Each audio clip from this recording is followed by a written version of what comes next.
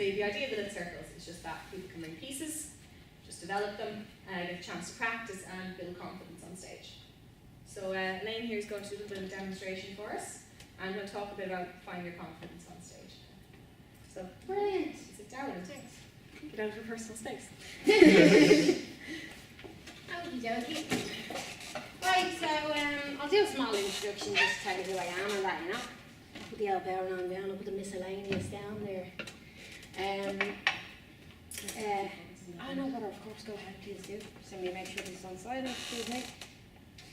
Okay, so my name is Elayne Harrington. I felt like I was introducing myself when I was reading a poem that I wrote when I was 9 years old. My name is Elayne Harrington. I'll read that poem later on, but basically, that's my birth name, and my pseudonym is Temper-Mental MissElayneous. So phonetically spelled, temper-mental, and miscellaneous, which is a play on words. And I learned about a play on words, not from poetry and conventional schooling in primary school, but in through the cultural movement of hip hop, you know. So I got into hip hop when I was very young, when I was about 11, and I gave myself the name Temper-Mental. So you know, that's kind of what people do in rap, particularly considering the 4 elements of hip hop. There's 4 elements of hip hop. I'll quiz you on that in a second. Well, I'm going to give away the game and tell you what I have a finger in the pie of lyricism. What that means is one of the elements of hip hop, which is rapper, right? So that's one of the 4 elements, 4 traditional classic elements in hip hop as a cultural movement, not only as a musical genre. So basically, I gave myself a name, because that's kind of what you do when you're a rapper. You give yourself a title, you know. And myself and Aoife were just talking on our way over here about the name. You know, Aoife being in science and all, she was saying she wanted to be a scientist since she was a little knee-high to a grasshopper. And I thought, well, I used to want to be a conservationist as well, like, you know. And so it's to do with really identity and that. And I was recalling on my confirmation, the name I was picking was Diane, D-I-A-N, after Diane Fossey. Did you ever hear of Gorillas in the Mist?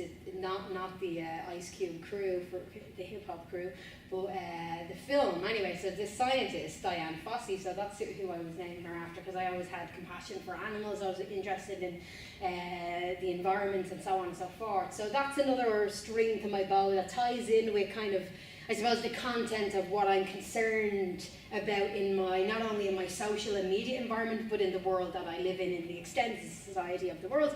So I called myself Temper-Mental, and I thought that was real clever, because, you know, when I was about 11, I always felt there was this divide between my head, so my psyche, what's going on mentally, and my heart, so the emotional, the body, or the feeling, you know.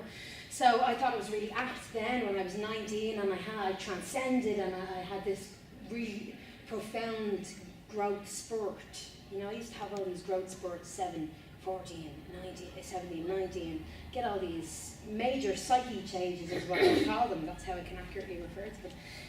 And I had this psyche change, and when I was 19, and I decided I would be pedantic, and I'd add on another name to Temper-Mental. So I'm telling you a lot about the name, because identity, I feel, is so important. You know, I'm kind of lecturing you on my identity a little bit, because it's so important, because I'm here now in my body, in front of yourselves, engaging with you verbally. I'm doing the hip-hop thing of the rapper, and I'm speaking, and engaging, and listening, and judging my environment. You know, that's what we're doing when I was hustling. You know what I mean? That's what I'm doing, since I'm again, knee-high to a grasshopper. Elayne Diane Harrington, Elayne Margaret Diane Harrington, Temper-Mental MissElayneous. You know, it's a mouthful, but what can you do? I'm a pedantic creature. So anyway, when I was 19, I called myself Miscellaneous, obviously, because you can guess, you know, it's a play on the word miscellaneous, which means, someone help me out here, what does miscellaneous mean? No other classification. It doesn't really fit anywhere else. Ah, brilliant, that's a beautiful. I usually say anything and everything, nothing in particular. So like maybe random things, no other classification. Beautiful, oh, I love it. So yes, that's really nice. So that's really what I felt like. So aside from temper-mental, the psyche and the emotional representation of myself, or finding of myself, it was kind of the absence of kind of consciousness, or miscellaneous, anything and everything, kind of nothing in particular, or finding myself through temperamental. So I got to that point when I was 19, and I turned straight edge. So there's a lot of other different circumstantial and environmental social things that contributed to that titling, well, from this, I had this in my car, I took it. I have a couple of little demos I saw, and I'm going to show you this because it's very important for me. The verbal language was always really important to me. I said verbal language, I mean like it's everyday kind of phraseology, but it's not really. People say, well, language is verbal, of course, but I guess you got body language too. You got all types of different language, right? So this is the sleeve, and I just thought this was really important because where I came from as a youngster, again when I was 11, I was sort of sussing out my identity, finding my feet. Who am I? You know, the big question, who am I? Temper-Mental MissElayneous, so the different types of fonts, I suppose this is relevant to where I'm at now because I was always a very visual kind of child, and I came back to my roots when I came into third level education as a mature student a couple of years ago. I came out of homelessness and went into third level education and in NCAD now. So this is something that was happening before I got my foot in the door of the education, you know, the formal education. This is something I was doing myself, you know what I mean? This is like my drive. A vocation, if you like, and so this is me when I was little, and so I imitated it here when I was a little bit older. And the font here, it's big words, and I'm going to explain why I call this record, this EP, big words, because when I was young, I come from a working class area, and I've been affected by anything you can think of that you relate to working class, positive and negative. You can bet your bottom dollar that I've been impacted by them negatively and positively, right? So that's just a given. I'm not going to go into all that detail, but it's kind of significant because, you know, I'm alive here now again in my body, present with you because of all that and in spite of all that as well. So it's amazing. So it's always relevant to talk about that, and particularly because, and to do with linguistics as well, like where I'm coming from, I'm writing, I pay heed to how I write poetry on the page, how it looks on the page, the form of the word on the page, and also how I'm executing it in public or in private or in a recording or on a track or, you know, a cappella, whatever, you know. So I'm paying heed to what I'm doing, whether it's like it's phonetic, I'm spitting, again, that's another kind of slang term. If you're spitting, you're reciting, right? But it's kind of related to hip-hop like tongue, yeah? So I use my colloquial tongue because it's relevant to where I'm from. Now there's whole other issues about that, and I'm writing my thesis currently on it about language and class, and how language is a tool, and how when I talk about my real accent or my real tongue, like, is it my real tongue, you know, or is it something I've adopted or something I've grown with or something that I'm just turned on by or I'm inclined towards that, you know, or something learned, right, you know. So we anyway, I have my own ideas on that. I don't know what y'all think about that, but yeah, so I used the punk font here. This is just a freestyle. I just happened to find this and I'm telling you about it. I thought the punk font there, they call it the Sex Pistols font on this Mac. That my auntie did this for me because she took that when I was little, I was 5. She took that, and she took that then like 20 years later or whatever. So she picked this font, and it's called the Sex Pistols font, right? I know you got a Korn t-shirt on, right? I don't know that, right? I stopped that. What was their issues? That was the last album I bought by Korn, right? You know what I'm saying? So old school, you know what I mean? So I don't just limit myself to hip hop as a musical genre. So I grew up listening to Korn, listening to Slipknot. I rocked the Corey Taylor Volume 3 mask for my last gig. You know, I had the noose because I done this visual project called Verbal Execution about Robert Emmett, and translating his speech from the doc to a colloquial version to make it more accessible. Now, I'm not saying that my rhymes and my poetry is any more accessible, because I write quite ambiguous, and I'm going to show you that now when I shut up doing this verbal intro and I beat the bear on and recite or spit. But the fonts came from my inspiration from the punk era. And again, like, punk is akin with hip-hop, I feel, in the sense that like hip-hop is like the new punk, is what some people have been saying, right? So, like, you know, punk was kind of a social movement as well, right? You know what I'm saying? So that movement, so it was to do with, it was politic, like the way that hip-hop is politic.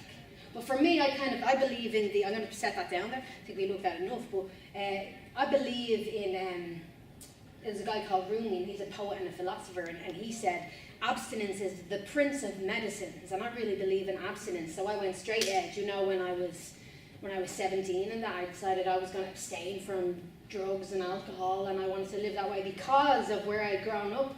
I wanted to have some sort of control over my destiny. Now, this is coming from a person who was 7 years old, and I was a staunch atheist. Like, I really thought, I am God. I'd be reading the Good News Bible because I was in I'm Roman Catholic originally, brought up there, and I'd be reading Aesop's fables at home, and I'd be trying to like balance it, and then you get Celtic mythology, and you got all that in the mix, and you got your Roman and Greek mythology and those stories, and you know what I'm saying? So that was kind of what influenced me, and in terms of like being an atheist and coming up and the anarcho-punk hip-hop that I identified with, again, it refers back to identity and finding my feet and finding my ground and where I belong, a sense of me. So that's what I'm here today. I'm kind of just here to do what I can to serve you, because I really believe that hip-hop is about giving. It's about exchange, you know. So sometimes when the boys go, oh, miscellaneous, like, and this is like my people. Like say I'm outside NCAD or whatever on Thomas Street, and some of the boys are coming down, and sometimes they're coming down from Clover Hill, like they just got out of prison or whatever, and they'll say something like, I had a few stints on the media, TV, radio, you know, that kind of thing. I've been kind of progressive in that way because, you know, I guess I can talk and people like that, you know. Some of the boys anyway that were doing their time would come out and they'd say, miscellaneous, I seen you on RTE, you know what I mean? So, and they'd ask me, they'd say, say, nice one, thanks for lending your ears, you know, I appreciate that you listen to me. And he'd say, show some rhymes, like spit something, rap, gives a rap, you know.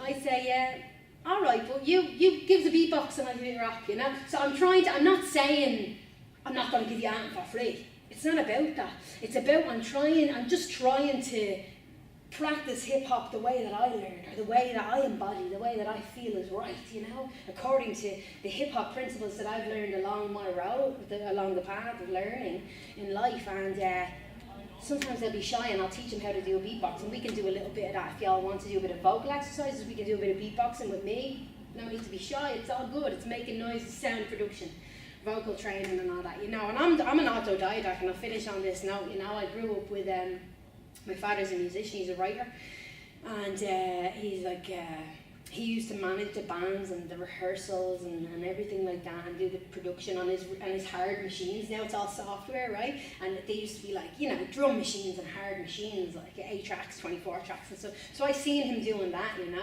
I seen him scripting. I seen him asking my mother she was the live thesaurus, like we were talking about with your father, you know, the vocabulary. All I wanted to do when I was little was express how I felt, but temper and mental, there was a huge division, the 12-inch journey from head to heart. And another thing I used to say when I was little, when my mother and father influenced me as well, I used to say, I used to just want to be able to express myself, yeah. Oh, the other thing I wanted to tell you, yeah, the ridicule I used to get, and back to this before I introduced Buachaillí Donna, appropriate to the boys that used to wave to me outside the school, you know. But in terms of in school and my upbringing and my kind of experience of ridicule as a young tender snot-nose, you know what I mean, writing my poem age 9 called Little Leaf, talking about my woes age 9, you know, and getting props because they put this poem on the front of room 7 in St. Cassis in Finglas, you know, and I was getting all them props, the literary props, when I was that small. My first experience of really lasting positive feedback, you know, positive public feedback. And now, because I'm exposed to all the critique right now, of course I am, and put myself out there. But all the kids, they used to say to me when I'd say a word like, I don't know, obvious, or my sister has a funny joke, she says, oh, look at you with all your big words like because, you know, like big words like because, you know. You know what I'm saying when I talk about big words, but all the little girls in school would say to me, oh, did you eat a dictionary for breakfast? And again, I'm just referring to this because it's really relevant to how I wanted to be and who I wanted to be. I just wanted to be able to articulate myself. I used to say to my mother, Mommy, I want to have a broad vocabulary like you, you know, and I'd read the dictionary and I'd get ridiculed, I'd get criticised for it, you know. But I'm glad now, and I'm not ashamed of that. And I kept on keeping on, and that's why I am what I am today. And I'm very pleased that I persisted with my education, that I didn't just stop kind of at second level, that I pushed again, because again, all those social things were happening to me. I was homeless twice, unfortunately, and I call it homeless, not with a big H, homeless with a little H, because I wasn't tapped. I was tapping, but I wasn't on the street, like on the corner, or on the bridge or whatever. So it was different. So it's that's why I write ambiguous. I don't write with standard kind of, I don't write like the way they kind of taught, like the techniques they taught us about when we were referring to older poets and older poems and examples of poetry in school. I don't really write like that, you know, and I guess I don't get many props because I don't write like that, you know. But what can I do? It's the way I am. So you let me know what you think about this. I'm going to spit something, and I'm going to use the accompaniment of the bowron, and I'll just finish on saying that I found out that one translation of the bowron is miscellaneous. Would you believe that? Like, I got this when I was 23. I was already called miscellaneous. My father gave me this. It was on a wall for something like 100 years. I beg your pardon, not 100 years, 50 years, 60 years maybe, just sitting on a wall. These boys used to knock around on it beyond that wall. My father gave it to me when I was 23. Also, I inherited my what would you call it? My autodidact nature, so I'm self-taught basically. So my father also is a pianist who's self-taught. Very important where you're coming from, being self-taught, you know what I mean? Giving yourself those props, encouraging yourself. But so apparently the reason why they call the bowron miscellaneous was because all the proletariats, or the workers, the labourers back in old Ireland, this came from Africa, this kind of, the hand drum comes from Africa or whatever, you know, and they used to carry all their tools in it, so they would call it, the one translation of bowron, it's to do with the ear as well, but another translation from Irish to English is miscellaneous because they carry anything and everything and nothing in particular in it, or not classified things, but really they were classified because they'd be tools for winnowing the corn and stuff like that, or tools. So very interesting that they carry things, because years later then when I was homeless, I would carry all my junk in the bag, and sometimes I would sit in it because I got this really nice Waltons. They tried to say, oh, well, one wouldn't come with the bowron I bought, so they gave me this, and this fit perfectly, and I used to sit in that and keep warm, you know what I'm saying, when I was out in the street, because there used to be curfews. I wasn't able to go back into the hostels that I was in, you know, so I'd have to wait, and I'd be chilling, I'd be living on the street, and living on the street, I mean, that sounds scary, and it was, and it influences how you are, and there's a very long recovery kind of period from homelessness, so I would say I'm still in that, you know. But it's good to be alive, and it's good to share with you. So I'll shut up on that, and I'll do Buachaillí Donna for all the boys that say, all right, miscellaneous, give us a rap for free. So this is for all the Buachaillí Donna with Donna, which means... Very good, that's the one. And it's relevant because I kind of done this, I wrote this kind of first poem with bowron accompaniment called Colleen Ruitt. Right, girls? Like ourselves. Like Little Leaf, it was, what's it called when a poem is about yourself, or when a story is autobiographical, like that, it was autobiographical, right? So I'll do Little Leaf after I do Buachaillí Donna, and then that will point towards Colleen Ruitt, which is the other autobiographical piece I wrote with the bowron, years later. Garda Síochána, obsolete as a kind lemachunga, Gaja you date is plant incisors in Tamala.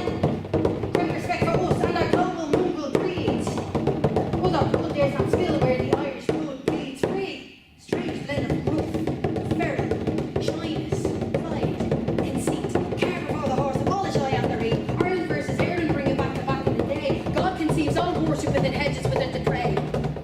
Illegalised school and teaching, banished the native tongue, trading our heaven's sakes for souls through emigration. Our motherland's miscarriage, four green fields orphaned, enslavement, abomination like our black brothers are auctioned. Heritage reclaimed, flag embers, the wearing of the green, protest the rest for not laughing at the term jacking. The idea of arming all petty whackers with a gun. The pneumonia-induced civil murders can never be undone. Raised on songs and stories, negligence designed, the parting bones of heroes and murder dust refined. The noblest of shells set adrift on foam that knows not where it's from, so it borrows at home, still as its own.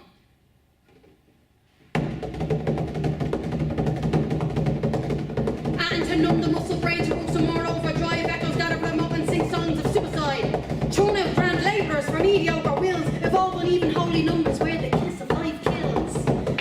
Where the water goes to all, where you're never surprised, where art's bandages, where the sun doesn't burn your eyes, where provocation is sincerity, where duty is regret, where climbing is staying level, where it is you'll take what you get, where monkeys provoke tigers, custody is safe haven, fingers don't point though we're blaming in spite of being heavy laden, where humble heroes live, where common scholars are born, where mothers raise concrete naturally knowing how to belong, where alcoholic tots are teething, our simmer negates others seething, where our people are exploited for leaving the tyrant breathing.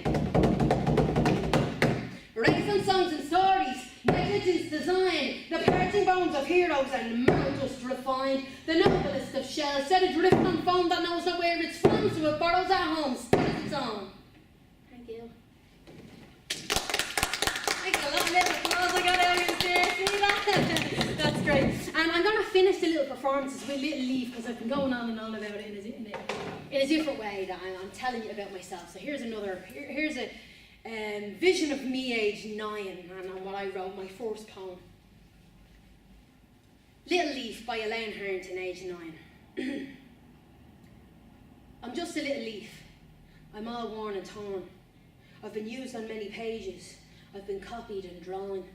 I've been living on the ground for very, very long, sitting here for ages, being crushed under pages, and at the end of the day, I'm all crumbled away.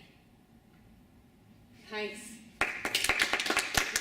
I finished on telling you that when I went into Trinity Comprehensive in Ballymun, because Ballymun is cousins to Finglas, and everyone in Ballymun, apparently they're my cousin, so I always say that Ballymun is a cousin to Finglas because there are two cities there beside each other, two towns. And I was in the school and I was doing a women's kind of literary group or writing workshop or whatever, you know, and I kind of created my own hip-hop syllabus, if you like. So I used Little Leaf, and I think it was called Sequel, which is a poem I wrote 20 years later or 19 years later. And I used the two of them to do that literary thing that you do, compare and contrast. You remember comparing and contrasting poems in school? So I used my own poems to do that with these young women. And they were interpreting or critiquing Little Leaf. And one of the girls, my jaw hit the deck, you know, I'm speaking colloquially now. We say that where I'm from. Your jaw hit the deck because this girl said, yeah, with Little Leaf you're using the theme of nature, obviously, but you're speaking about the grievances of the leaf because you can't talk about your own pain. And I was like, well, no, I'm paraphrasing, but she basically said that, you know. So I was like, you know, that interpretation is just mind-blowing. It was brilliant. So to be validated for your identity when you were 9, to be validated 19 years later by someone who's not far off 9 themselves, who's in 3rd year, was pretty amazing, you know. They might have been 5th years, I might be telling a little white lie there, but you know. Anyway, they're not far into their own 2nd level education, and the wokeness or the awareness or the kind of the compassion and the understanding was just unreal. So I do hope I can get some of that compassion and understanding from your good selves, and maybe we'll do a little bit more exercises or have a Q&A or something, I don't know, have a discussion. What would you like to do, Eva? Anybody got any questions for Elayne? Or any feedback, I would love that as well. Yeah, it was a real kind of Irish history kind of influence, especially in the first piece. You know, like kind of what part does that play in your poetry? Yeah, there is a lot, like, you know. I suppose it comes from, again, I talk a lot about abstinence or absence or being capable of things because of being able to teach myself in spite of not having the tools or the direction or the guidance or the resources or the money or whatever, you know. So I suppose one of the reasons why I wrote Buachaillí and Rue and Buachaillí Dawn, or rather more generally the reasons why I incorporated Irish, little bits of simple Irish, like Buachaillí Dawn is fairly simple, and that Colleen and Rue, they're very straightforward terms, they're not complicated or they're unambiguous, you know. And the reason why I used those was because I really felt there was an absence of that in my life. I really felt that in terms of school, and I could never quite grasp or nail or get that kind of get those educational props like in Irish, you know what I mean? I was scraping, really trying to understand even maths, everything, you know. And again, it's because of where I was coming from socially that I can look back in hindsight and know now why there was a fundamental struggle. And it's also to do with who you are, you know what I mean, inherently. It's not always to do with you got that from your ma, that from your dad, that from school, and that from the church, this from the street, that from the boys, this from, you know what I mean? It's not always familial or circumstantial. Sometimes there are things that are just inherent in terms of your capacity for taking in things and all. Everyone's unique, right? So that was me answering to that feeling that, God, I'd love to have some power over the Irish language. I'd love to have just even a little bit, you know? So, yeah, in spite of not being fluent or whatever in our native tongue, I thought, well, I'm gonna wrestle with a little bit of it and maybe it will help me be like a goad for me to tell a bit of story around that, and around maybe less about expressing ourselves through the language, through the Irish language, but more about through the language of Ireland, of the current kind of social crimes, where I'm coming from as a proletariat, which is referring to my first one of these bad boys, which is an EP, and it was called Proletarian Restitution, which basically means payback owed to or by the working class. So it could be both. It's like, they owe us, you owe us, kind of thing, that kind of attitude. And I'm kind of still sussing that out where I'm at in terms of being in a predominantly middle class institution. It's tough coming in from being homeless and going into a middle class institution. It is rough in the jungle, very hard. Because things are inherent, things are so ingrained in people. Privilege is so ingrained in people that they don't see and they don't realise. But anyway, but that's going off into a different. But again, with Buachaillí Dawn, it's referring to Irish history. I'd say more. Like I talk about the big fella plucked my cheek in my Irish sea-cold dream, still mistaking doves for gicknaws with extra feathers to preen, smack the spit out of your gob, set you against one another, create imaginary divisions, making enemies out of your brothers, have you beg, borrow and rob, deviate, dive, duck and dodge, up the dump, with your fists to grit, you have a plan, stick to it, nod. Yes, sir, no, sir, 3 bags full of half empty. Beg your pardon rolls off our tongues, hence soda's plenty. So, like, really there, I'm referring to the big fella who is Michael Collins, a figure in Irish history related back to 1916 and the warring and so on. And the desire for freedom, for the very fundamental freedom that everybody wants, you know, social freedom, political freedom. And I still want that. I still long for my own personal type of freedom and my people's freedom and class freedom as well, but it's probably not going to be possible. So the way that I can liberate myself, I suppose, is to utilise the abilities I have in terms of the verbal or whatever power or attack I have verbally or publicly to engage with you people and, I don't know, tell my story. Maybe it's relevant somehow. Maybe I can liberate myself that way. I don't know. Maybe you'll see me different, maybe the word will spread, maybe something will happen, maybe a revolution, like that psyche change happened, the revolution inside me. But yeah, anyway, just to finish on that, it's not like, I mean, I never really write about current politics. I am politic, but I wouldn't talk about politics. I like to talk about a spiritual experience, because I did have a dream that Michael Collins plucked my cheek in a dream, you know, and if any of you were ever in the Irish Sea, it's fairly cold. An Irish sea cold dream, a cold dream, a dream without emotions. He just plucked my cheek in my dream, and I thought, that's going into a song. Now I woke up, I know that doesn't sound very deep, but I mean I've woken up with lyrics in my mind. So again, I'm talking about the spiritual as well, as much of a spiritual, and maybe that has roots with Irish culture and heritage as well, you know what I mean? But anyway, so yeah, I hope that answers, you know. It'd be interesting, I'd love to, maybe I can send on to Aoife a transcript of those lyrics, and maybe you can suss them out and mark out what you like, highlight it and send it back to me. I would love that. Anybody have any other questions? You mentioned your self-taught. How did you go about developing your abilities? Like, how long did it take? How much of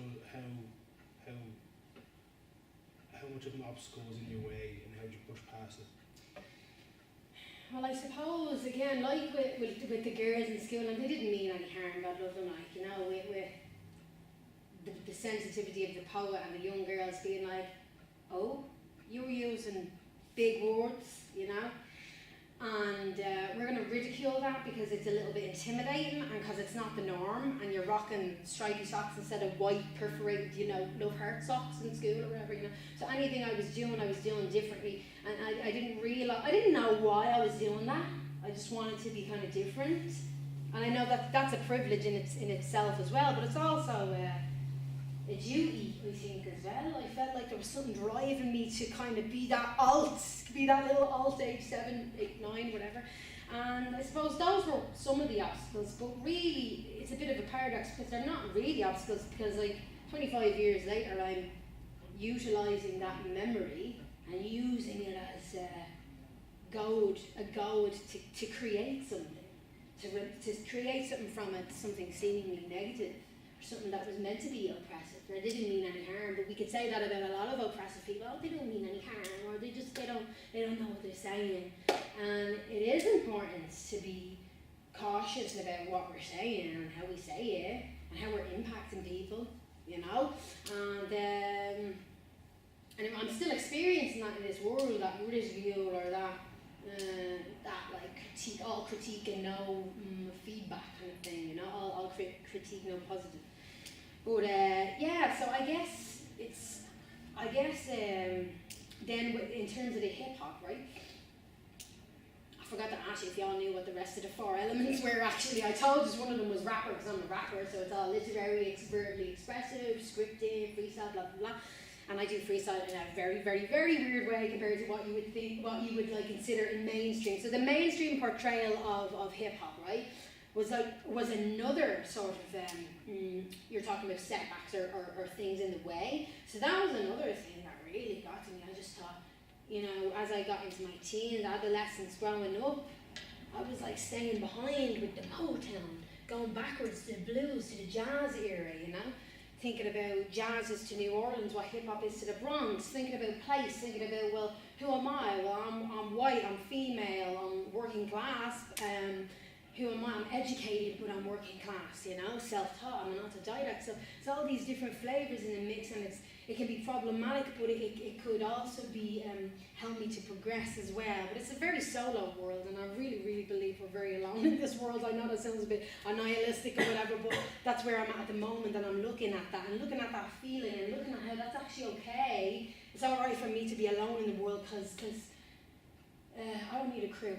Because I'm miscellaneous. I got Funk Tom, I do my own thing, but DJ Funk Tom is my partner. He's also my scratch DJ, and he's a Polish, and we can talk all about Polish hip hop, Irish hip hop. Do we say Bronx hip hop? No, we say hip hop for Bronx, because hip hop was born in the Bronx, so you don't have to, and it comes from there. But anyway, I'm deviating. I'm talking about again, like in relation to setbacks and that. Then when I got that bit older, and I gave myself my name, and I was Temper-Mental MissElayneous, and I was spitting and writing and scripting 72 bars, and I didn't know how to structure, right? Like the mainstream raps, right? They're structured. You 32-bar verse, 16-bar hook or chorus, then you like, I don't know, like a bridge or something, however many bars of a bridge. And sometimes people like to write like that, and it's nice to have those structural tools, you know, to guide you. And I can do that, but I just like to, similarly like what I was saying about poems. People would, I'm sure, love to see me writing successfully and writing a poetry book that could be published and edited and formally kind of put out there into the public, because they love all these rhymes I write, and they're kind of, for me, they're a little bit mediocre. And I like to write ambiguous, like, you know, the way you were trying to suss out about Buachaillí and the ambiguous things that I'm talking about, and they're not really, it's not obvious, you know. So I was met with that ridicule. So anyway, when I got with this crew called Working Class, Ian Scurry used to look after him, I don't know whether he still does. I noticed there was like kind of misogyny, so I'm going to talk a little bit. You brought me to the point where I'm seeing myself as a woman amongst like in a predominantly male-oriented culture of hip hop, right? Small, very relatively small. This is back in 11 or something, 10 or 11, you know what I mean? And I just noticed little hints of misogyny, like just again inherently misogynistic kind of society we live in, you know. Like certain things being said, or a lack of respect for me as a creator. Like I'm allowed to be good, but I'm allowed to get to there, but don't dare be that enough to start spitting or conducting yourself publicly or leading a show. You know what I'm saying? So there's a lot of like inherent kind of misogyny. Like misogyny, I know is a harsh word, woman hate, but you gotta pare it right down to that, because that's essentially what it is. Fear, women, strength, empowerment, fear of equality, like power play and so on and so forth. But so I just went out on my own, you know, and I just kept scripting the way I script. And now I still create the way I want to create in school. I take critique, but I also critique the way the institution uses strategies to try and teach me. Because I learned that when Elayne, did you eat a dictionary for breakfast? Oh, did you swallow a dictionary? Like, why are you talking like that? Who are you? Who do you think you are to talk like that? You know, who am I? That's why I'm telling you who I am today, because, well, I'm kind of sure of who I am. And I want to prove to you that I'm getting to a place where I'm cool with that. I'm good with who I am and what I can contribute, you know, if I can. So ring it all out, you give, like, make all the product to give it away, and that's how I stay empowered, I guess. So, hope that answers your question. Was there any other detail I missed out on? Any, like, practical things? Like, I guess, like, in terms of the practical, because you did mention, it felt like you were asking me in terms of structure, like. You have a few exercises to do, yeah? In a group? Yeah, definitely. We'll We've do only that. got like the half hour left. Oh, sweet, right, we'll do those. I'll just tell you a little bit about the bite, and then we'll do maybe the beatboxing voice coaching. Yeah, we'll do a little bit of beatboxing. I want to give anybody else interested in performing? Get up and give it a shot? Okay, come next week or something. James, you got You got Not some? with me today, sorry. Oh, darn. Yourself? Last What is the point of a literary circle if you have no literary to share? No literary. It's You only found out today. He has an excuse. You two are on the committee. it's mid production, all right. Mid-production, It okay. takes a while and it's ferment a little bit. So. Yeah, so wait till inspiration Sweet. comes. Oh, well, that's First, good. That's great. If it's mid-production, you know, there's no better place to kind of, I suppose, practice it. Like if it is kind of half done, half cooked, or whatever, you know. Even if, like again, that's just to add to. You brought me back to the point of structure and editing and stuff like that, which is really important. Apparently, you know, editing. You have to trust. Like quoting Paula Meehan on this, you know. Sometimes, you know, she talks about editorial intent. Hip hop all being about collaboration and integrity and engaging with others. It's about community, you know. So in the poetry world, it's got the same type of crew business. You're in with a crew, or you're on your own, and you self-publish and you edit. And you don't really get props. You don't get academic props out of that, unfortunately. You might get social props.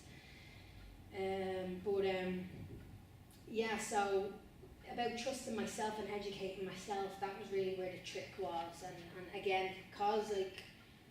I can't just go, oh yeah, I'll just pay for college and that's how I get my respect. It's like I have to fight to get in there, get my foot in the door, and I didn't get in initially, and I got in then.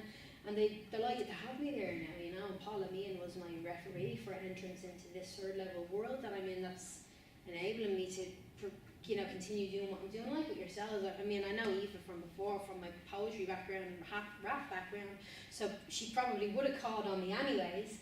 But who knows, like, you know, where I'd be if I wasn't in third level. So the education really did me some favours. But yeah, anyway, so I'm thinking of editing and all this, you know, and I'm brutal at editing. I hate editing these stuff. I just like it being the way it is. I want to leave it the way it is. So you get up into a circle again, do the circle thing. Don't forget to leave the lovely little window for the fourth wall. But listen. The lights turn on over here. Ah, super. So thanks for lending your ears again. You know, that was great. I really appreciate that. Any more questions before we do the old beatboxing? No. No? So, okay, cool. Let's do a small physical warm-up. This is real theatre, you know, you do a small physical warm-up. So, real slow. Don't do what you can't do. I'm not a physician. Like, I'm not a physical genius. I don't know if you have any problems. You know your limits bodily. But generally, I just say soft knees, meaning not locked. So don't lock them, never lock them. And feet pointing forwards, about hip, very good, about hip distance apart. I just neutralise my spine automatically there. Because sometimes, I don't know, these days we talk about big booty. We did this warm-up called big booty, you know. And I'd be thinking, how pertinent, big booty these days is so pertinent, you know what I'm saying? Because anyway, it's like women's bodies, they come in and out of fashion, different parts of them anyway. I'm going on to a different subject there, but sometimes women tend to stand like this, I'm accentuating it, and then sometimes blokes can tend to, and this is the fellas I used to be in the boxing clubs with, they used to point it, you know, stand like that round the shoulders, you know what I'm saying? Like, y'all have great posture, so I can't say nothing about it at all. Okay, right, wicked, so feet, hip distance apart, knees are soft, and neutral spine, so the core, very, very strong, like, because we're going to be using this to do the beatboxing. So beatboxing is just a way to kind of build on confidence and that, you know what I mean? Because it really, really helps with being aware of your body and vocal presence, because the power of the vocal is very important. So let's let your hands creep down your frame, down your legs. Try and tip the ground if you can. And when you're down there, keep your core strong. Let your head loose. Just feel your head being disengaged, but nod and shake your head to make sure that it's loose. Yeah. And now creep up, with your head must come up last. You're going to creep up real slow. So the slowest is the person who wins. Last person up is the winner. So slow. And think about that type of control, because that kind of control is going to translate to the verbal when we're doing this beatbox. Oh look, I lose. Come on, you lose. So the winner is the last person up. Don't beat them to enjoy, and take your time. Really enjoy these moments of slowness, feeling your body, being connected to yourself physically in that. And vertebrae upon vertebrae like this, I should have said this when you are coming up right, vertebrae upon vertebrae, that's it, really feel yourself, don't forget to breathe. That's it, yeah, very nice, very nice. In your own time, it's very important. We were doing an exercise in, I'm in visual art course, performative, and Michelle Brown had us lying on the ground and we to get up really slowly, and I was really taking my time getting above the ground. I got a flu out because I was on the floor for so long coming up, and I actually did get a flu out. Crazy, what? Oh my goodness, seriously, right for being too, I don't know, attentive to myself. Yeah, anyway, so let's let go, yeah? Okay, so round the shoulders like this once, and discipline once. So you attempted to do it, I do it again, one more, and then back. But it's not good to get those rotator cuffs. It's not like all the time doing that, is a bit crazy. We used to do this in boxing. I'll just warm up to show you. You can follow me if you want. I used to do boxing. My sister enrolled me in a boxing club when I was 18. And other arm, nice and controlled. I know it seems loose, but nice and controlled as well, so you're not doing any damage. So we used to do this in boxing club. They're both at the same time. So I incorporate some boxing techniques or methods into the warm-up as well as the theatrical ones and the yoga-ish ones. Very good. And now do that intermittently. Like this. Carefully, little knots in it. That's it. Your core, and don't forget, your knees are meant to be soft. Hip distance apart or a little bit wider. That's it. And back the other way as well. Intermittent. Yeah. That's it. Very good. I don't mean that patronizing. Slow down, and stop. Is that nice? Is that okay? Like, so you feel real in your body, isn't it? Great. And I know, tough as well. Was it yours, the breathing exercises? Yes, we're going to do the breathing right now. Super. Okay, so same hip distance apart. Always correct your posture. It's just good because the physical, this gives you a grounding, gives you a foundation. Okay, so shoulders up to the ears. Nice and relaxed. And back and down and relax into. We love relaxing into that because it makes you feel real. Oh, like I just said, it fits right. It's up to the ears, back, down, and relax into that, but maintain this kind of the strength and the discipline that's given you, yeah, that posture. Okay, one more time actually. Up to the ears, yeah, back, down, and relax into it. Okay, so pick a fixed point on the wall in front of you, into the distance or whatever, beyond me, wherever you're looking. Pick a fixed point. And I want you to breathe in through your nose, and I'm going to demonstrate. So once you got that point, keep it in your mind. You're going to resume looking at that when you start doing these exercises, but for a second, look at me. So basically, this is the way it's going to go. And I've got big lungs. I had my lungs tested once, and he said to me, very large lungs for a woman of your age. I was 23 at the time, so I was really delighted. I thought that's a real boost to my ego. I've got big lungs and I'm a rapper, you know. I'm a little chick as well. So anyway, so these big lungs, we've got to step back in case I huff and puff and blow you all down. But right, so you pick a fixed point, which is what I'm going to do. And I'm going to breathe in through my nose. And I'm not going to be shy about expanding my belly because that's what I'm going to do. I'm going to imagine, I'm going to expand my belly because it's going to help me to bring the breath down into the deep part of the lungs. Because a lot of the time we're just really using this part of our lungs, and it's a shame because they're huge and we should really use more of them and extend our intercostal muscles. And I'm going to imagine actually breathing down right into my groin, even that far down, right into the pelvis, you know. It's a tool, a mental trick, alright? So I go like this and it's in through the nose, right? Now just for the sake of it, I'm going to slow that down. I'm going to try and take a better quality breath in, so I'm going to slow it, yeah, just to kind of get a bit of pace.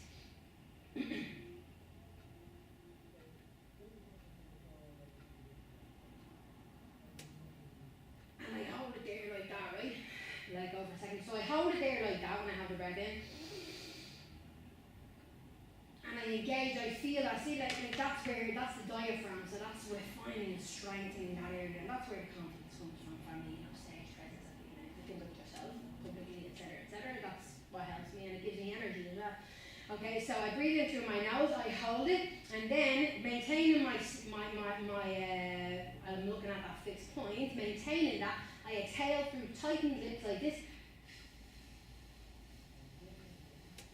and I direct that fluid kind of exhalation to the fixed point on the wall, right, because it helps me with control, so it's just technique to help with control, and it really refines and empowers the lungs and the voice, and then we'll start making some noise with the deep box. So we're all going to do that together. One more thing, when you go like this, I'm going to speed it up for the sake of just demonstrating.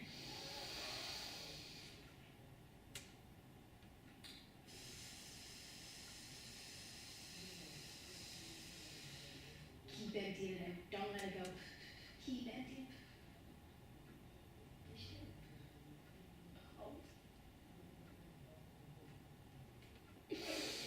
Breathe in through the nose, don't breathe in through your mouth.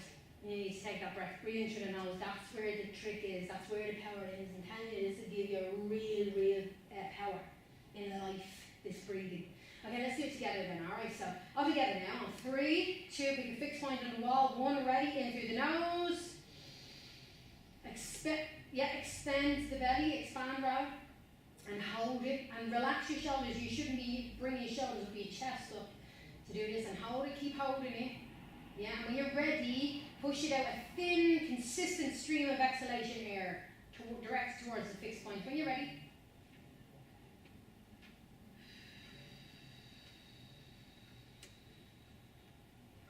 Keep going. There's more breath, so, keep pushing it out. That's it. And then inhale through the nose. And always maintain your sight on the fixed point. Right? Now, I want you all to, right, when you are finished, I want you to show me that you're doing it, like demonstrate really, like prominently that you're doing it, because I need to see them lungs work. Hands down by the side. I forgot to tell you that the pockets, you like the crawling where a pocket to disappear, but I know you're not doing that, it's just comfort. But right, let's do it all together. So, I'm really don't be shy to make a little bit of noise, because we're going to be in beatboxing now, so you will have to make noise. So you may as well do the breathing with a bit of volume, with a bit of kind of gusto, right? To get you warmed up. Alright, let's do it on 3, 2, 1.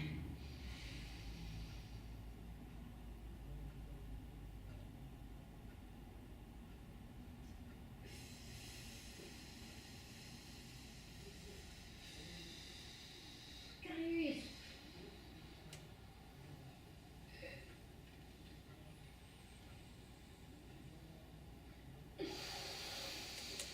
Oh, that's so good. Keep going, don't laugh. Keep going. Sometimes the young people, like if I do set this in second level, they always be laughing, and sometimes I think, you never took a deep breath before, it must be hilarious. Good stuff. I'm going to do another one while, if anyone has stopped and they want to do it again, let's do it.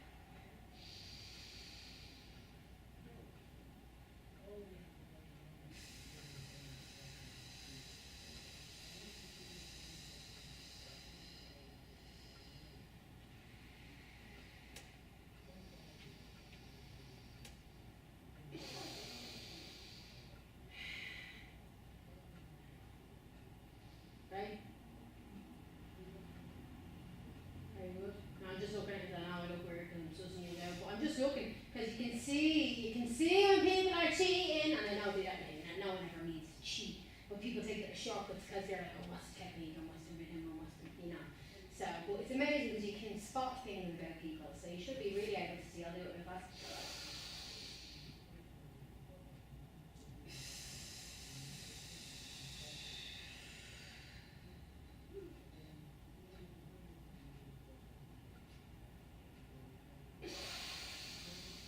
It's the breath in through the nose at the end is important. Okay, let's do the beatboxing because we're here till half, right? Yep. Super. Right, we've got the beatboxing, so this is the way it works. So I don't want you to see that this has to sound amazing around. Have you done the beatboxing with me before? Maybe I didn't do that. I don't know if we did the beatboxing because I don't think we didn't have that many rappers on it, to be honest. Right, fair enough. But I mean, this is good for anyone. I just use this as a medium. So every rapper should be able to do a bit of beatbox. It doesn't have to be spectacular. So that's what I mean when I talk about and it's funny because I'm thinking of Jonathan Davis, like what he does with his vocals, like, sort of this band that I also like. Well, I like up to issues, so I'm all still.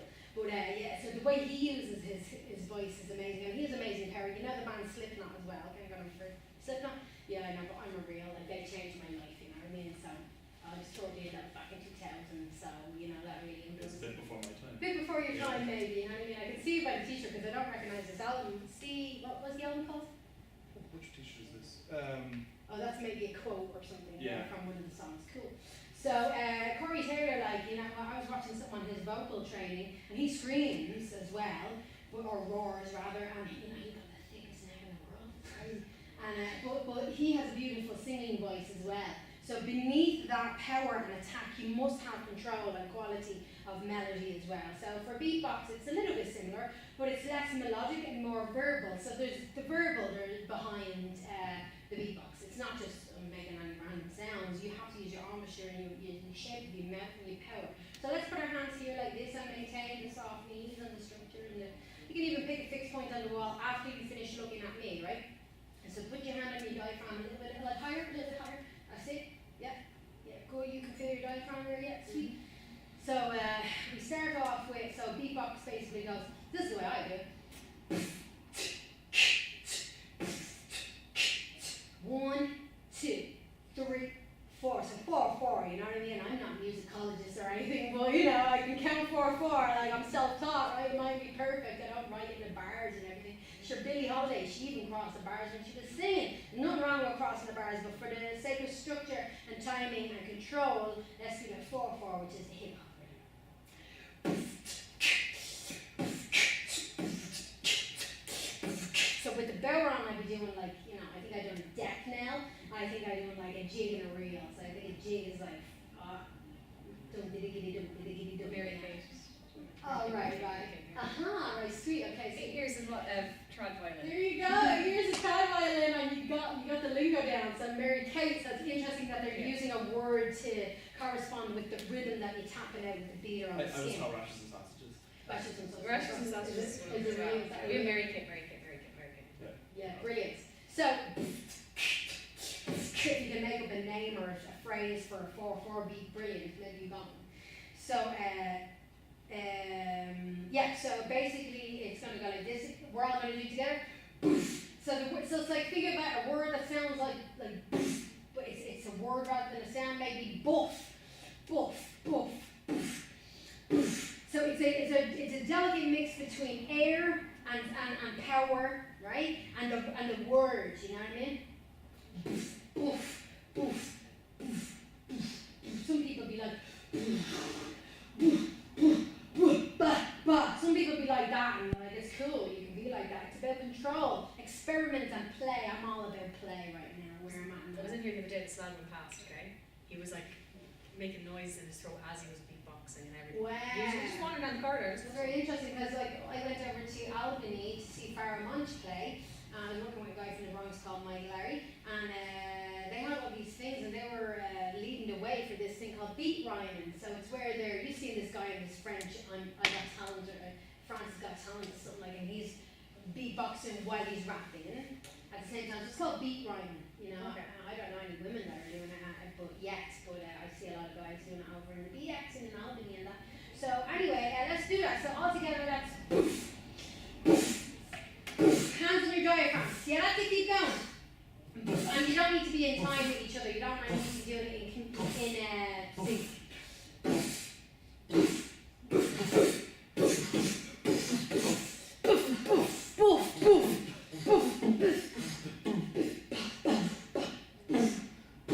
Get that air. Okay, wicked. Phil, now one at a time. Write your name. Sorry, I've forgotten. Sure. Okay, so you give me your number 1. Put your hand in your diaphragm like this.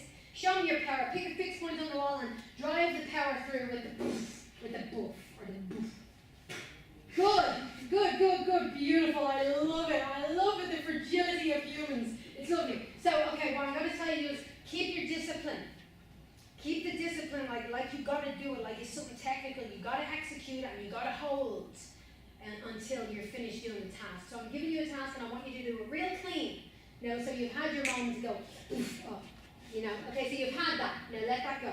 And let's move forward. Very good. And it's human and it's normal and I'm not ridiculing it. It's absolutely normal. But you got the power to tidy that up and to tie it up tight and to keep that focus on the fixed point on the wall and no matter what way it is, don't judge it, let it be what it is, and then you can even wait and try it again. And wait and explore and play, and I'm going to watch you, alright? You're on time. Put your hand on the diaphragm for the first one or two if you like. Then bring your attention to that unconsciously and take your hand down. That's the point. Good. Good. Very good. Let me do it with you then. Alright, ready? Follow me. Imitate me. Very good. This is good what you got going on. You got a lot of power here. So you got a lot of capacity for speaking loud. Are you a loudspeaker? Yes. Sometimes? Yeah? Okay, that's great. So my intuition is right. So I mean, yeah, but maybe your voice is coming along from kind of here. Right? And sometimes mine comes a little bit from like here, depending on who I'm around. And then sometimes it's like, right up here. So yours is like here. So I want you to kind of think of your speaking voice here. Bring it like, you're not bringing it right down here. The power is coming from there. So you got to bring your focus from here. Everybody listen to this as well. So the power is coming from there. But I want you to, instead of having it from here, bring it out here, right? So instead of power and drive it out there. You know what I'm saying? Can you see that? Instead of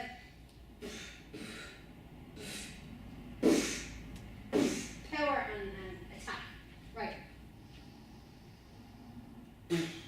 Good, nice. One more. Now give me a little bit more volume. Think about how everybody said, yeah, I used to that.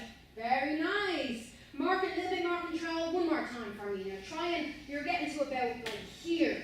Try and get to like about here, right? Ready? That's it, nice. You're on time.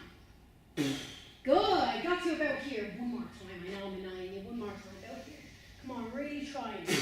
Good, and I think it will help you if you take your hands down by your side, or if you put it here, try it with your hand on your diaphragm now. One more time, Mama. Very nice. See what I'm saying? All right, Eva, your turn. Let's have a look. Very good. Wicked. So very verbal. Now let's get power. So a bit more here. Okay. Very kind of facial. So it's, resonance. yes, exactly. So let's focus a little bit on the chest, and of course you have your attention on the power, which is great. You've got a lot of power. Let's kind of try and get a little bit forward, a bit more chesty, right? Go for it. Very nice. Okay, great. Wicked. Okay, yeah, right. So the way you can kind of drive it a little bit more is a bit more air. So as well as that, I know I said it was facial, the sound was facial, but let's get the air coming out here, right? Right? More of the mouth and more of the chest. Great. So it's stopping here. Let's go to about here. Okay. Right? Now take your hand there, because I know you got focus on you. Right, go, drive it way past me. Very nice. Now, don't try and get it too clean, because it's lovely. It's very rounded at both ends. The top and the toe. It's great. Like I should sample that. Right. So I want you don't be shy and let it be a little bit messy. Remember what you were saying about your learning, the way you like to learn. Let it travel. Because if you let it be messy and you let it travel, and you let it be a little bit like all over the place, then you can pare it back. You'll have that attack, and you can bring it back and clean it up. Because you got the technique to keep it clean. Let's go for it. Yes. Very good. Sweet. I'm going to sample you. Excellent. Look at yourself.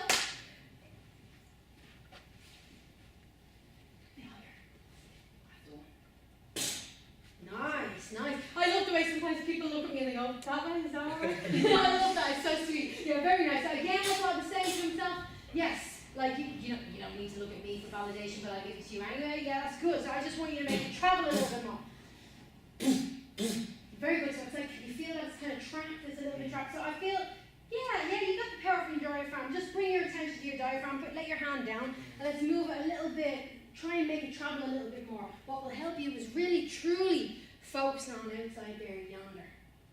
And try and enjoy the process. A lot of air and a lot of sharpness. You got a damp kind of a low down bassy. Try and get a bit of sharpness. So a bit heady, a bit mouthy, Try that.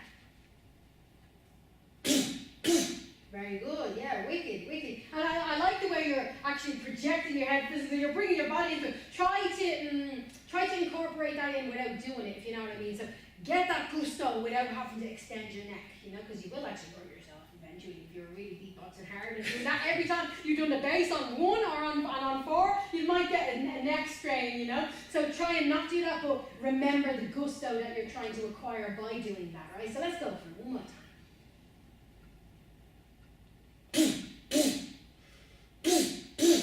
Okay, so you've got, again, a lot of verbal. Let's go. Air, let the air flow as well. So let's get that balance, get that mix right, yeah. Lots of air, but you had lots of air initially, but it just wasn't going, so push that air out. Don't be shy to push it out. And just do one of them for me, so like, then take a minute to, good, that's much better. Now, alright, so here, try and hit my hands. Right, one more time. Oh God, it's nice. I like it. Like it's going in again. You're doing Billie Holiday. You're crossing the bar. You're like instead of and closing it, you're like you know, driving into the second beat. All right. Did everyone do it? Oh, yourself. I beg your pardon, James. All right, let's do it.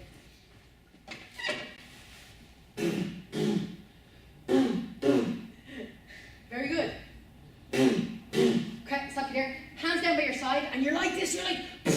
It's amazing, like the way your body is trying to accommodate, like as if I'm ready to go. So feet straight like this, so that you're grounded is better. And then I gotta go because it's like when people are singing their imagined high notes up here, you know, and then they're reaching for them. Rather, if you're imagining a note, it's like you're gonna. And this is from a lady called Michelle who taught me singing years ago. Well, you know, helped me with vocal coaching. She said it's like you're gonna see the note and sit on it rather than. Aiming up there, you know what I'm saying? So let's try it one more time with that kind of stance. And as well, because somebody went poof, poof, poof, poof, initially, everybody's doing that rhythm now, but it's really just poof, and then take your time and poof, again, and stuff like that, right? So just pace and enjoy. And yeah, one more time. Great, there's like a real high note there as well, yeah, really good. Okay, so put your hand on your diaphragm like this. All right, with this, yeah, and you really want to feel the diaphragm. Really technically, that's like, I remember I noticed that first because I used to beatbox in the shower. You know that everybody sing in the shower? Well, I had to be different that I had to beatbox in the shower. That's how I learned what I learned. And I noticed that I had this like prominent kind of diaphragm here, and I didn't learn why I had that until years later when I was in theatre school in Buachaillí, and what was the man's name? His name was escaping. Brian, I can't remember his second name, but he was a French horn player, and he had a real prevalence. And he used to get us to feel. He used to be like, "Yeah, feel me diaphragm," and we'd be like, feeling the diaphragm. Yeah, and it was really strong. And I used to think, I kind of have a strong diaphragm as well. You feel my diaphragm. Anyway, right, so bring your attention to your diaphragm again, yeah? So that's what you really want to feel. And I noticed that you're doing it like I can't do what you're doing. It's amazing the way you're contorting your mouth, but you're like, you're doing it, like, see, okay, see the way you're laughing at, I didn't know that you had that full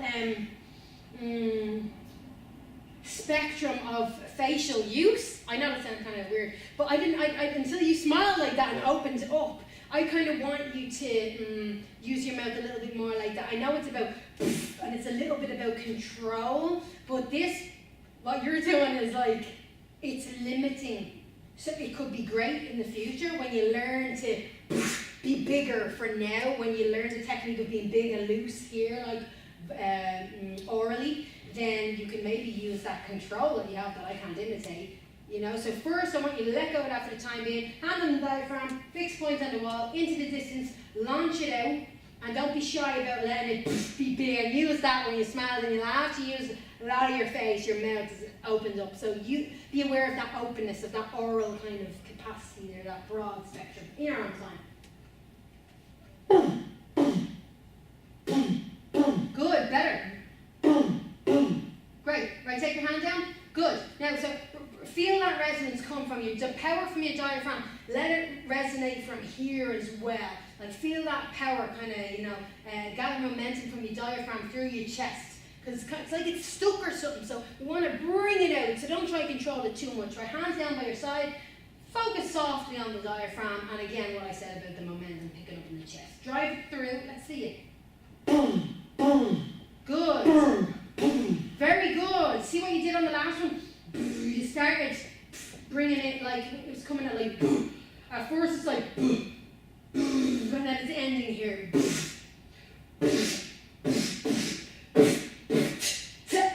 Wicked, so try that for me. Very good, right, nice, sweet, wicked. Right, great, let's get, we've got a few minutes for on half, but will we go? Oh, we have a place till 5, so we can go for another 5 minutes, just to get the right. chairs back in place. Ah, super, we will do, right, sweet, that's really good, I'm really impressed, amazing. Okay, let's move on to the hi-hat. We only have to learn 4 to 1 beat. Let's do the hi-hat and the snare together. So it's drums, really. You know what you're doing. Bass, hi-hat, close hi-hat.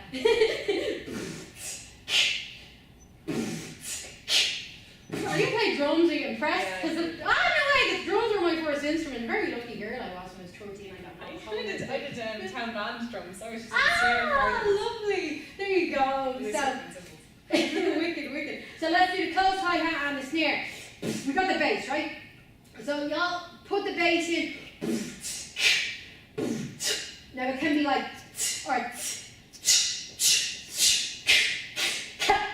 so it's like tit is like the word you would use to help you if you're a bit confused with the sound on its own. Tit. And then it's like cat, or cat, exactly. Use these words, play and explore. Try to stop together. All together when you're on time. Mix it up, go ahead. And don't pick up your tempo, keep it as 4/4.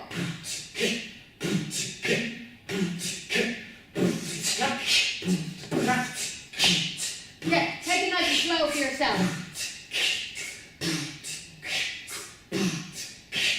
Big booty one, big booty, big booty. I'm kidding. Keep going. Great, okay, so he's doing that with his mouth a little bit still, but he's got more power in it. It's great, like, you know, because you have all unique, everyone has a unique kind of beatboxing capacity. Very nice. More power, Ethan. Yeah, don't pick up because I said more power. I didn't say more tempo, I said more power. These are great. Everyone always speeds up young things.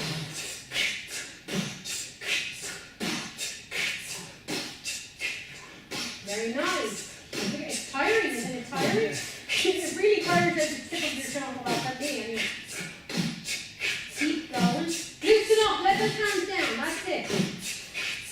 Keep going. I'm just looking at it. It's amazing how people sometimes, like, when someone puts their eyes on them, they kind of like, it trips them up. Don't worry, it's just part of performing as well. I mean, everything looks somewhere in the eye, you're like, Maxie, come on, combat. Ready? You stop. Come on, beat me. Competition. Well, I'll always go find out competition. Come on, let's do it. So it's just about we're fighting each other, but it's really like the beatboxer and the rapper helping each other, listening and sharing energy. Yeah, so let's try and do that. Let's try. You try and match my attack, right?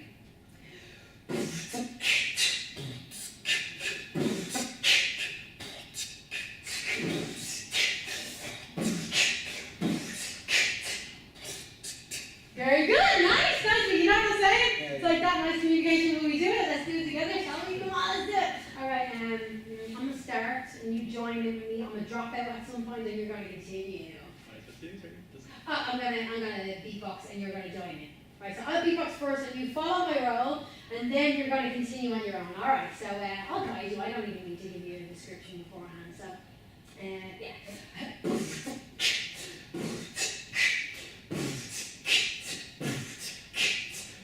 Walk, please. Walk. Not systematically. Walk freely and naturally. Yeah. Okay. So go down there. Not just for the crack. It's good. It'll be good. I know. Sometimes when I'm looking at people, I know kind of what they need. I get a sense of what they might need physically. Right. Let's you and I walk. All right. But let's do it. Ready?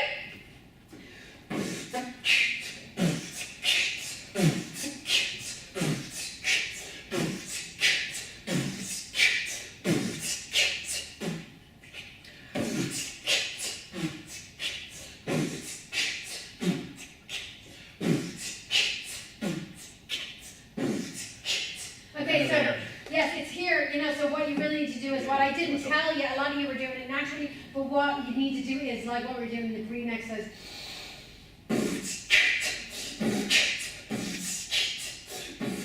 So the way you're taking a sneaky breath, I'm going to show you this trick because you asked about it, is this. Watch where I'm taking a breath and point out when I'm taking it. I took my breath, my intake is like this. So I'm taking my breath like this.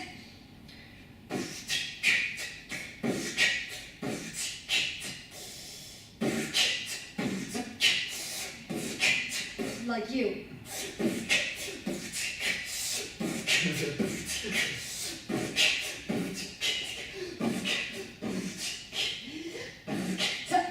Yeah, you know what I'm saying? Let's do it together.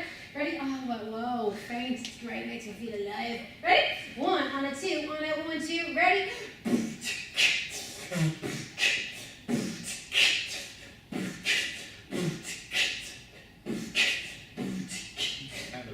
So one more thing I'm going to do with you. It's cool, you're doing it, man. You got it going on. I know you're going to go home. You're going to look at beatbox and beat rhyming videos because we got a beatboxer right here because he feels passionate about it, don't you? I'm going to come back here and when Aoife brings me in to do maybe a feature or something for your poetry for the show when it's set up. or for a show when we got plugged in, I'm going to get you up to do a beatbox for me and it'll be great. So, right, so real quickly before, did I go through everybody with the, no I didn't. Right, a few more minutes, just one more team with taking a sneaky breath. Show me how you take a sneaky breath. So it's a backwards snare, it's not, it's very good. You got it, I don't even need to do it anymore. You know what it is. Right, Molly, let me write it. Alright, so who's next? Me. Yeah, okay, go for it.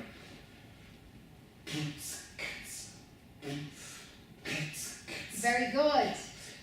Great, excellent. I'm not quite getting the snare in. Totally, but that's what I like to see. I like to see that you are moving, going through the motions, and you're not judging yourself as you're doing it. You're just going with the flow. You're not saying, "Oh, crap, that's not 4/4, that's not in time." I can see that you're just going through the motions and feeling your way through. You know, blindly for now, but that is good. Okay. Because then you can tighten it up. Let's do it one more time. And try and, even though you got that fluidity and you're going through the motions, now try and bring the maths into it and think of the...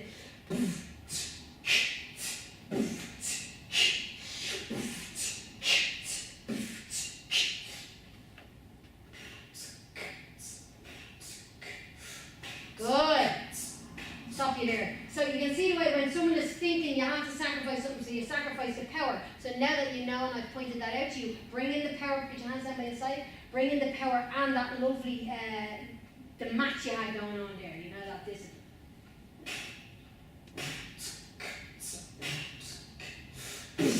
Power on the bass, yeah. Drive it. Good.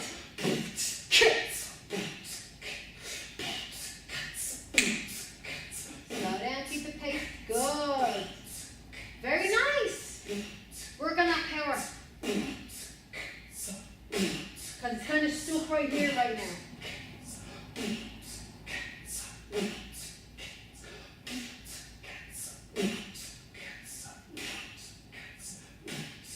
Good. Wicked. Nice. So keep it going. Don't forget that. Aoife, do you want to redo everybody except for Aoife with it? Everyone's a brief, yeah. Wicked, alright, Aoife, so you'll be the last to wrap it up nicely. Okay. My fellow redhead.